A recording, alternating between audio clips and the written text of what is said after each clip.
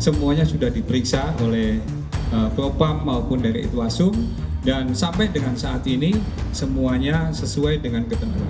Untuk menguji dan menanyakan seperti apa Rudiana menjalani proses pemeriksaan atau memberikan keterangan pada saat itu BAP 2016, saya akan mengajak Anda saudara untuk menemui Rudiana di Polsek Kapetakan, tempat di mana Ibtu Rudiana bertugas. Jurnalis Kompas TV Muhammad Syahri Romdon mendatangi Polsek Kapetakan, tempat ayah Eki Ibtu Rudiana bekerja. Namun Ibtu Rudiana tidak dapat ditemui. Pak, ini kita saya dari Kompas TV coba untuk cari tahu kalau Pak Kapolsek Pak Rudiana betul di sini ya Pak tugasnya? Betul. Tugas Pak Rudiana di sini ya. Cuman sekarang bagaimana Pak? Lagi ada di lokasi atau lagi tugas keluar? Sekarang lagi ada giat di luar. Jurnalis Kompas TV mencoba mengklarifikasi langsung berita acara pemeriksaan Ibtu Rudiana yang didapat dari pengacara salah satu narapidana Saka Tatal. Berita acara pemeriksaan ayah Eki ini dinilai janggal karena Rudiana menyampaikan kronologi pembunuhan Eki dan Vina, padahal diduga ia tidak berada di lokasi kejadian. Sejumlah tim kuasa hukum para terpidana dan juga kuasa hukum Peggy Setiawan menilai bahwa kejanggalan sudah ditemukan sejak awal penanganan ini di tahun 2016. Terbukti mereka melihat hal tersebut dalam BAP Rudiana yang dilakukan pada tanggal 31 Agustus pukul 18.30 atau 1 jam setelah para 7 terpidana atau tersangka ditangkap dan dibawa ke Polres Cirebon Kota pada saat itu.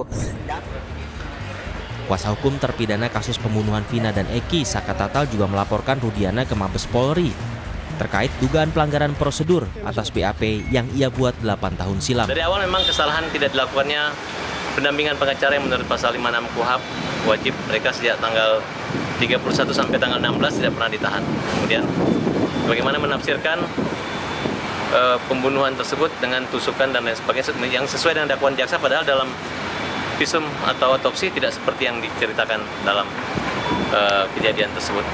Oleh karena itu ada satu keanehan. Mabes Polri memastikan Ibtu Rudiana sudah menjalani pemeriksaan oleh Propam Mabes Polri. Namun tidak ditemukan ada kesalahan prosedur dari laporan pemeriksaan awal di kasus pembunuhan Vina dan Eki.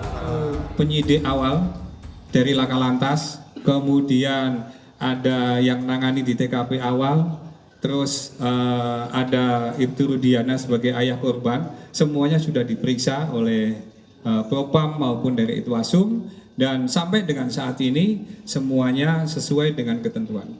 Oleh karena itu rumor yang berkembang di luar atau mungkin pendapat atau persepsi boleh, tetapi yang jelas bahwa sekali lagi penyidik melaksanakan pemeriksaan berdasarkan alat bukti yang didapatkan, baik itu keterangan saksi ataupun alat bukti yang lainnya.